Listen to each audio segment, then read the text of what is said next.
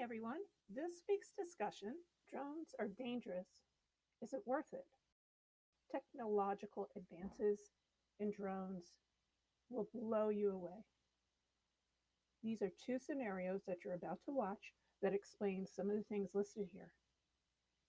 There are dangers that are obvious and then some that are not. To separate the bad guys from the good. It's a big deal. But we have something much bigger.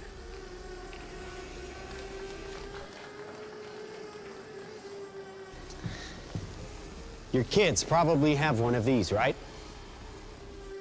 Not quite. Hell of a pilot?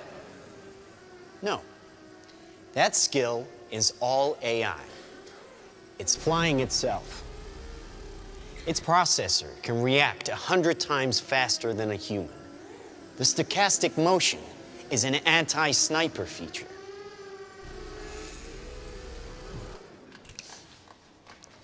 Just like any mobile device these days, it has cameras and sensors, and just like your phones and social media apps, it does facial recognition.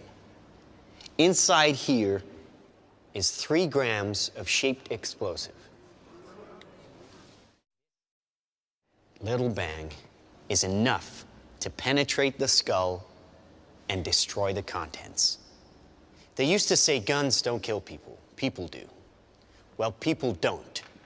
They get emotional, disobey orders, aim high. Trained as a team, they can penetrate buildings, cars, trains, evade people, bullets, pretty much any countermeasure. They cannot be stopped. Now, I said this was big. Why? Because we are thinking big. Watch. A $25 million order now buys this. Enough to kill half a city. The bad half. Nuclear is obsolete. Take out your entire enemy, virtually risk-free.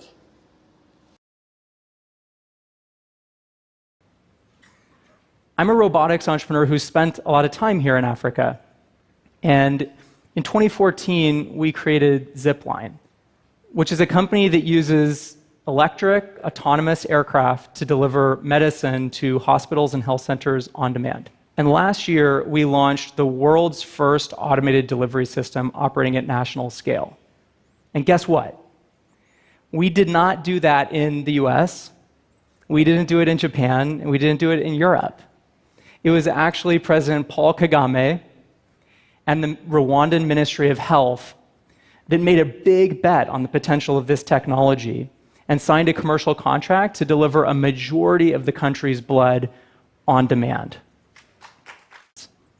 So do you guys want to see how it works? Yeah. All right. Nobody believes me, so better to show. This is our distribution center, which is about 20 kilometers outside of Kigali. This actually used to be a cornfield 9 months ago, and with the Rwandan government, we leveled it and built this center in a couple weeks. So when a patient's having an emergency, a doctor or a nurse at that hospital can send us a WhatsApp telling us what they need. And then our team will immediately spring into action. We pull the blood from our stock, which is delivered by the National Center for Blood Transfusion. We scan the blood into our system so the Ministry of Health knows where the blood is going. And then we'll basically pack it into a zip, which is what we call these little autonomous airplanes that run on batteries. And then once that zip is ready to go, we accelerate it from 0 to 100 kilometers an hour in about half of a second.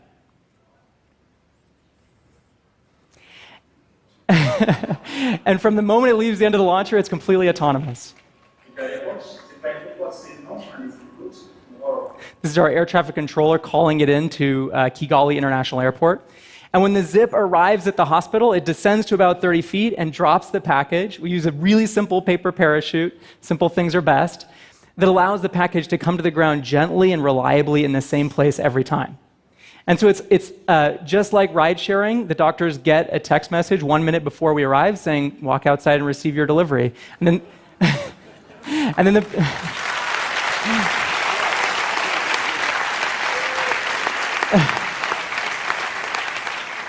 and then the doctors have what they need to save a patient's life. So this is actually watching a delivery happen from our distribution center, and this vehicle is about 50 kilometers away. We're able to watch the vehicle as it makes a delivery at a hospital in real time. And you may have noticed there are pings that are coming off of that vehicle on the screen. Those pings are actually data packets that we're getting over the cell phone networks. So these planes have SIM cards just like your cell phone does, and they're communicating over the cell network to tell us where they are and how they're doing at all times. So believe it or not, we actually buy family plans for this fleet of vehicles, because that's how we get the best rates.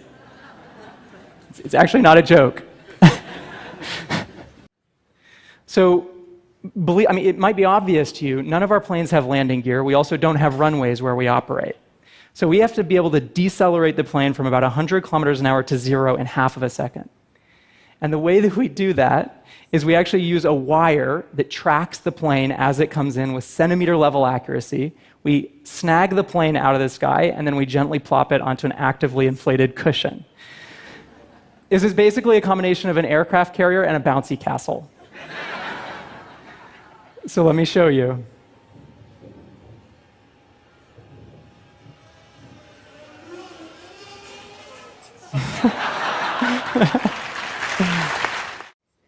Our team's mission is to deliver basic access to medicine to all 7 billion people on the planet, no matter how hard it is to reach them.